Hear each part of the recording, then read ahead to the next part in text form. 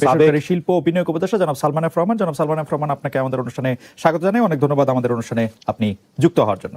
Doctor Mohammad Yunus, আপনাকে আমাদের অনুষ্ঠানে স্বাগত জানাই। আমরা আপনাকে ধন্যবাদ জানাই। আমি আপনার কাছে সরাসরি প্রশ্নে চলে আসতে চাই। জনাব সালমান এফ রহমান, আপনি জানেন যে কাগজ না, আমি আসলে না, খবরের কাগজ ছাড়াও যদি আমি বলি, ইসলামী ব্যাংকের যে 30 জন শীর্ষ ঋণ গ্রহীতা ছিল, তার মধ্যে হচ্ছে যে যাদের 3 জনের কাছে সবচেয়ে বেশি ঋণ ছিল বা সবচেয়ে বেশি লোন ছিল, সেই 3টা কোম্পানি হচ্ছে এস আলমের। এবং এস আলমের এই যে টেক ওভার ইসলামী ব্যাংকে 2017 সালে বা 2017 সালের পরে 18-19, মানে এই সময়টার মধ্যে যে টেক ওভার, এই টেক ওভারটা আসলে মানে মনে হয় না যে মানে আমি যদি আপনাকে সংখ্যায় বলি, এগুলো অবশ্য আপনি সবই জানেন যে শীর্ষ ঋণ গ্রহীতাদের মধ্যে 3টা বড় ঋণ গ্রহীতা, S Alam super edible oil, S Alam vegetable oil, S Alam steels and refined sugar mill, তাদের কাছেই আসলে অনেকগুলি টাকা ছিল, যে টাকাটা আসলে তাদের থাকার কথা না। মানে সম্মিলিত যদি আমি টাকার পরিমাণ বলি, আপনার নিশ্চয়ই জানা আছে, তারপর আমি একটু বলি যে 18,718 কোটি টাকা, যেটা হলো আসলে 5 বছরে ইসলামী ব্যাংকে এস আলম গ্রুপের ঋণ বেড়েছে, মানে তারা টেক ওভার করার পরে 6 গুণের বেশি। মানে এইটা কি আসলে এটা ঠিক হইল কিনা কাজটা? এটাকে অনেকেই, মানে এটা পত্রপত্রিকায় বলি আর লোকজন বলে, অনেকেই বলছেন যে সেই পুরো ব্যাংকটাই লোপাট করে দিচ্ছেন এস আলম গ্রুপ। বিকজ যে কারণগুলি বলতেছে, এস আলম সরকারের সাথে সংশ্লিষ্ট, ঘনিষ্ঠ, বলা হচ্ছে এস আলমের সাথে সম্পর্ক আছে আওয়ামী লীগের একজন মন্ত্রীর, মানে তো সেইটা আপনি আসলে কি হয় দেখেন? বা অনেকে এটাও বলছেন আপনার সাথে সম্পর্ক অনেক বেশি বলে কেউ তাদের কিছু বলতে সাহস পাচ্ছে না, আমি যদি এভাবেও বলি।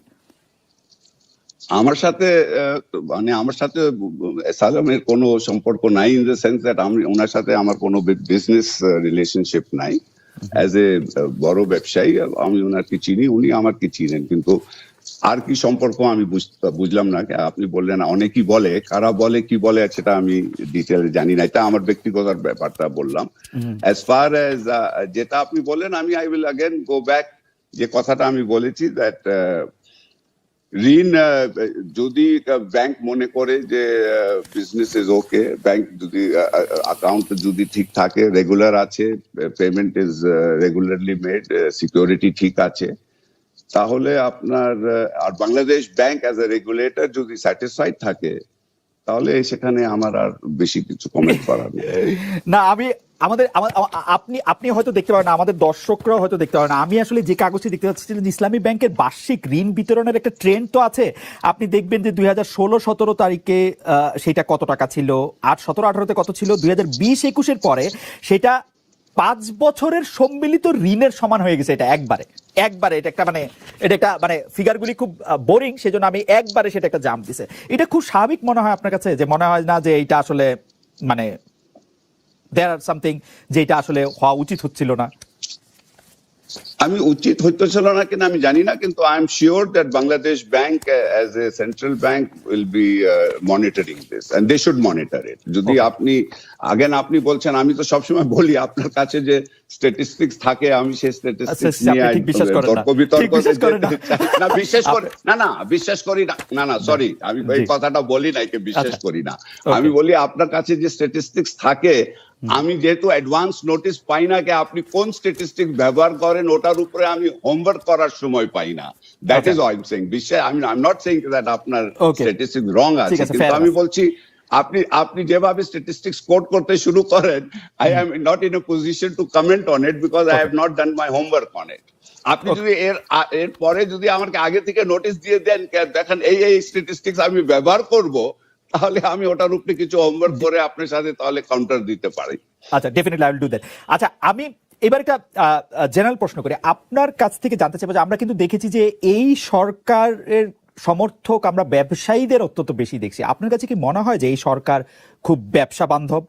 এই প্রশ্ন কেন করছি তারও একটা কারণ আছে। আমি প্রশ্নটা শেষ করি যে 2009 সালে আওয়ামী লীগ যখন সরকার গঠন করে, তখন খেলাপি ঋণ ছিল 22,481 কোটি টাকা। আর্থিক খাত কেলেঙ্কারি, ঋণ খেলাপিদের সুযোগ দেওয়ার পর সেই খেলাপি ঋণ বেড়ে এখন হয়েছে 1,25,257 কোটি টাকা, অর্থাৎ 6 গুণ বাড়ছে। একটা ব্যবসা বান্ধব সরকারের কি এরকম হওয়ার কথা? যে মানে বুঝাই যাচ্ছে যে ব্যবসায়ীরা আসলে খুব ভালো অবস্থায় হয়তো নাই। জনাব সালমান এফ রহমান।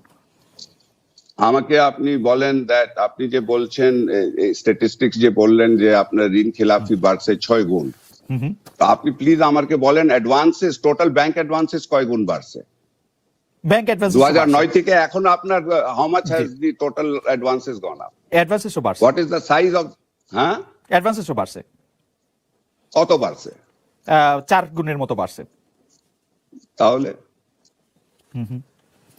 তো আপনি তো জাস্ট সেইং কে 1 গুণ থেকে 6 গুণ বাড়লে তো হবে না। আপনার আমার 2009 সালে আমার জিডিপি সাইজ ছিল $96 বিলিয়ন।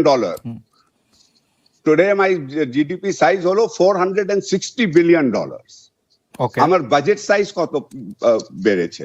আর আপনি বলছেন ব্যবসায়ীরা খুশি আছে। 100% ব্যবসায়ীরা খুশি আছে, বিকজ মাননীয় প্রধানমন্ত্রী সবকিছু, কিন্তু আজকে আমাদের অর্থনীতির মূল চালিকা শক্তিটা হলো বেসরকারি খাত। এবং আজকে মাননীয় প্রধানমন্ত্রী যে জিনিসটা করেছেন, উনি বেসরকারি খাতের জন্য অনুকূল পরিবেশ তৈরি করেছেন। আপনার যেখানে, আপনি তো জানেন 1996 there was one television station, আজকে কয়টা টেলিভিশন স্টেশন আছে বাংলাদেশে? আপনার প্রাইভেট এয়ারলাইন কয়টা আছে? আপনার পাওয়ার জেনারেশন কয়টা প্রাইভেট আপনার আছে? আপনার ব্যাংকগুলি প্রাইভেট কত হয়েছে? ইন্স্যুরেন্স কোম্পানি কতগুলি প্রাইভেট হয়েছে? আপনার আমি আপনাকে বলি, 2009 সালে আপনার ব্যাংকিং সেক্টরে 80% of the bank was nationalized bank, banking সেক্টরের, আর 20% was private bank। আজকে এটা টোটালি উল্টা হয়ে গেছে। তো আপনার কি, আপনি বলতেছেন যে ব্যবসায়ীরা ডেফিনেটলি, আর আপনি যেভাবে কথাটা বললেন, আপনি মানে আপনি ইমপ্লাই করতে চাচ্ছেন ব্যবসায়ীরা খুশি আছে বিকজ আমরা এখানে ঋণ খেলাফি বাড়ছে, তার জন্য ব্যবসায়ীরা খুব খুশি আছে। ব্যবসায়ীরা খুব খুশি আছে বিকজ তারা, আমি বরং উল্টাটা বলতে চাইতেছি, যেহেতু ঋণ খেলাপি বাড়ছে, তারা ঋণ দিতে পারতেছে না ফেরত, তার মানে তো ব্যবসা খারাপ হয়েছে নিশ্চয়ই, সেই জন্য দিতে পারতেছে না। না না না, দ্যাট ইজ নট কেস। আপনার ব্যবসা খারাপ হলে যে ঋণ ফেরত দিতে পারে নাই, দ্যাট ইজ অনেক। এখন আপনি জানেন আমরা যে নতুন, আর এই কথাটাও আপনি খালিদ জানেন, আমি আপনার সাথে এটা নিয়ে অনেকবার আমার কথা হয়েছে, যে উইলফুল ডিফল্টার অ্যান্ড মানে যারা ব্যবসায়িক কারণে যারা আপনার ঋণ খেলাফি হয়েছে। এখন আমরা আইনটা পাস করতেছি, আপনি জানেন ব্যাংকিং কন্ট্রোল অ্যাক্টটাও চেঞ্জ হচ্ছে, যেখানে আমরা উইলফুল ডিফল্টার প্রথমবার, এটা নিয়ে এতবার কথা বলতে বলতে আমরা এখন এটা রিয়েলাইজেশন এসছে দ্যাট আমরা সবাইকে, যারা ঋণ খেলাফি হয় সবাইকে কিন্তু ঢালাও ভাবে আমরা বলতে পারি না। সাম ব্যবসায়ীরা জেনুইনলি ঋণ খেলাফি হয় ব্যবসায়িক কারণের জন্য, আর যারা উইলফুলি করে, যারা আসলে ফেরত দিতে চায় না, টাকা নিয়ে ফেরত দিতে চায় না, টাকা যারা নিয়ে ডাইভার্ট করেছে, টাকা নিয়ে যারা গুলশানে বাড়ি কিনেছে কিন্তু ব্যবসায় লাগায় নাই, ওই ধরনের যারা আছে ব্যবসায়ী, তাদেরকে ডেফিনেটলি আমরা পানিশ করব। কিন্তু দেয়ার ইজ অলসো আপনার, আপনি এটা পানিশ করবেন, আপনি এটা বলতেছেন, কিন্তু আমি কিন্তু আপনাকে দেখাইতে পারি যে 2018 সাল, 2017 সাল, 14 সাল, 13 সাল, 22 সাল, 23 সাল সংসদে তালিকা প্রকাশ করা হয়েছে, যারা এটা ইচ্ছা করে গুলশানে বাড়ি কিনতেছে, বিদেশে টাকা নিতেছে, কিন্তু ব্যাংকে টাকা দিতেছে না, তাদের নাম আবার আসতেছে, কিন্তু তাদেরকে কি শাস্তি দেওয়া হয়েছে? মানে আপনি আসলে কি বলতে পারবেন? আমি কিন্তু এটা না, আই ডোন্ট এগ্রি। না, এটা ঠিক না, এটা ঠিক না। আপনার হলমার্কের চেয়ারম্যান আর ওয়াইফ এখনো জেলে আছে, আপনার ডেইলি কিন্তু শাস্তি দেওয়া হচ্ছে না, মানে আপনার মামলা হচ্ছে, তাদেরকে অ্যারেস্ট করা হচ্ছে, তাদের বিদেশ যাওয়ার বন্ধ করা হচ্ছে। আপনি যেভাবে বলতেছেন কেন এগুলি হচ্ছে, আমার কোনো অ্যাকশনই কেউ নেয় না, দ্যাটস নট কারেক্ট। অনেকগুলি অ্যাকশন নেওয়া হয়েছে। হলমার্ক কেন? আপনার পরশু, আপনার 7 দিন আগে কিন্তু চিটাগং এর একজন ব্যবসায়ীকে বিরুদ্ধে অ্যাকশন নেওয়া হয়েছে। অনেক ব্যবসায়ীদের, আপনি ব্যবসায়ীদেরকে জেলে দেওয়া হচ্ছে যারা উইলফুল ডিফল্টার আছে। আমার কথা তো মানে আলাদা করে দরকার নেই। আমি 2017 সালের 19 জুন সংসদে কি আলোচনা হয়েছিল সেটা আমি বলি। সংসদে আওয়ামী লীগের কে একজন, মাহবুবুল আলম হানিফ, তিনি বলছেন বেসিক ব্যাংকে 1000 কোটি টাকা মূলধন দেওয়া হচ্ছে, কার টাকা কেন দিচ্ছেন, তারা দুর্নীতির জন্য লুটপাট করবে, আর মূলধন দিতে হবে আমাদের। প্রয়োজনে এই ব্যাংকগুলির বিষয়ে নতুন করে চিন্তা করা হোক, সরকারি টাকা এভাবে লুটপাট করতে দেয়া যাবে না। আমরা যদি বলি বেসিক ব্যাংকের ওই ভদ্রলোকের, যা আব্দুল হাই বাচ্চুর নাম অনেকবার আসছে, তার আসলে কি হয়েছে শেষ পর্যন্ত? বেসিক ব্যাংকে আপনার অনেক লোকজনকে অ্যারেস্ট করা হয়েছে। বেসিক ব্যাংকের অনেক যারা ডিস্ট্রিক্ট ছিল, অনেক অ্যাকশন নেওয়া হয়েছে। এখন in fact basic bank was one bank যেটা সরকার মানে যখন ওখানে সমস্যা হয়েছে তারপর এন্টার্ড এন্ড বাংলাদেশ ব্যাংক বোর্ডটা রিকনস্টিটিউট করেছে এবং এখন আবার বেসিক ব্যাংকটাকে মানে সিক হওয়ার পরে ওটাকে কিভাবে ওটাকে আবার ভালো করা যায় সেটা পদক্ষেপগুলি নেওয়া হয়েছে। এখন আপনি ইন্ডিভিজুয়াল গুলি কেসকে অমুকে এটা হয় নাই কেন, অমুকের ওটা হয় নাই কেন, সেটা difficult for me to answer because each case is different. But action আপনি ঢালাও ভাবে বলে দিবেন কি অ্যাকশন নেওয়া হচ্ছে না, কিছুই করা হয় না, বা একটা ইনসিডেন্ট দিয়ে একজনের বিরুদ্ধে অ্যাকশন নেওয়া হয় না তার মানে কারোর বিরুদ্ধে অ্যাকশন নেওয়া হচ্ছে না, এটা আমি কিন্তু কারো বিরুদ্ধে অ্যাকশন নেওয়া হচ্ছে না সেটা বলাটা একটু অবশ্য মানে যে ওভার জেনারেলাইজড হলো। কিন্তু আমি কারো বিরুদ্ধে অ্যাকশনের কথা আমি বলতেছি না, আমি বলতেছি যে আসলে আপনি সেটাই একটু আগে আপনি বলেছিলেন, তো একই কথা বলেছিলেন, ওর জন্যই আমি উত্তরটা দিলাম। ওকে, আমি বলছিলাম যে মানে কারো বিরুদ্ধে অ্যাকশন নেওয়া হইতেছে না এখন। ঠিক আছে, আমি আমি আমি আমি যদি আমি আপনি আপনি আপনি বলছিলেন যে ব্যাংকের সাথে ব্যবসার সাথে আসলে লোন নেয়ার, লোন রিশিডিউলিং এর আসলে সেই অর্থে কোনো সম্পর্ক নাই, কারণ ব্যবসা ভালো খারাপ যেরকমই হোক সেরকম। আমরা একটু আবার বেক্সিমকো গ্রুপে ফিরে আসি।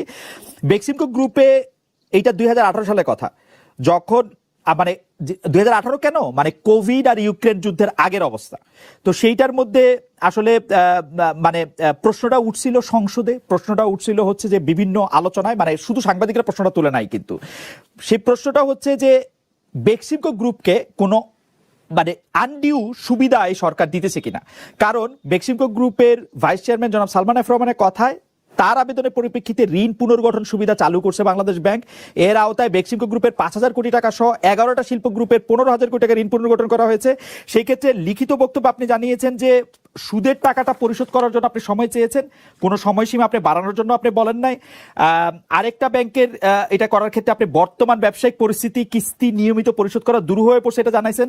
আবার আরেকটা ব্যাংকের ক্ষেত্রে ব্যবসায়িক পরিস্থিতি মানে দুরূহ, মানে ব্যবসা করা দুরূহ, এইটা জানায় আপনি লোন রিশিডিউল করার কথা।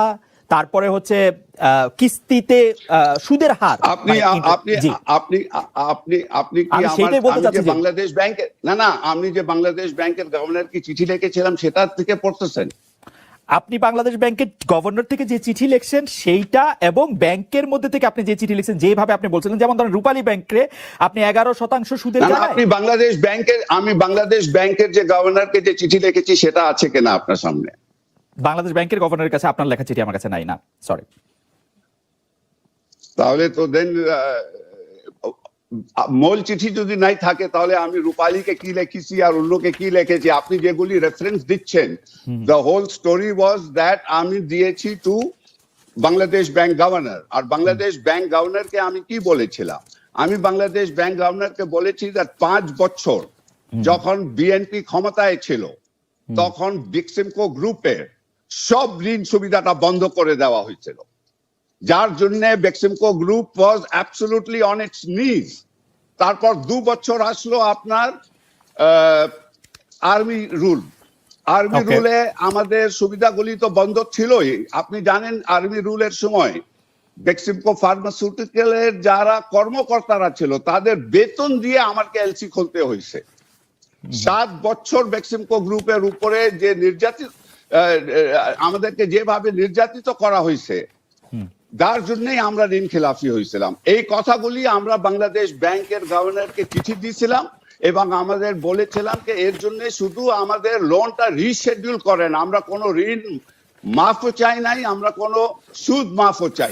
অল উই ওয়ান্টেড ওয়াজ আ রিশেডিউলিং, আমাদেরকে একটু সময় দেন, যেহেতু 7 বছর আমাদের উপরে এই ধরনের।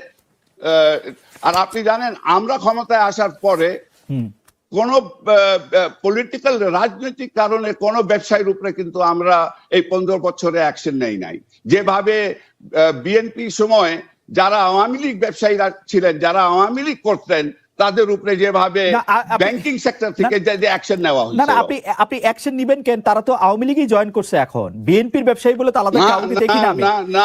এবার ইলেকশনের আগে আপনি দেখেন 27 December. No sir, there are many BNP business people যারা আওয়ামী লীগে জয়েন করে নাই, তারা ওপেনলি বিএনপি করে and তারা খুব ভালো